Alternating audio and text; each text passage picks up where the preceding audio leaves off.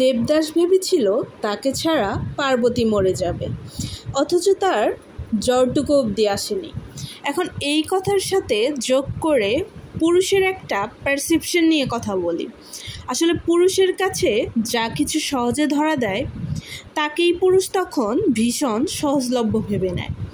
তারা বোঝে না একজন নারী যেমন ভালোবাসায় অন্ধ হতে পারে, তেমনই আবার সেই ভালোবাসার থেকে অবহেলা পেলে তার থেকে নিঃশব্দে দূরে যেতেও সময় লাগে না। এভাবেই একটা পুরুষ বারবার তার একটা সময়ের কাঙ্ক্ষিত নারীকে হারায়। আর এই চরম সত্যটাকে সময় থাকতে না বোঝাটাই ছিল দেবদাসের জীবনের সবচেয়ে বড় অভিশাপ, যার ফল সে জীবন দিয়ে ভোগ করেছে।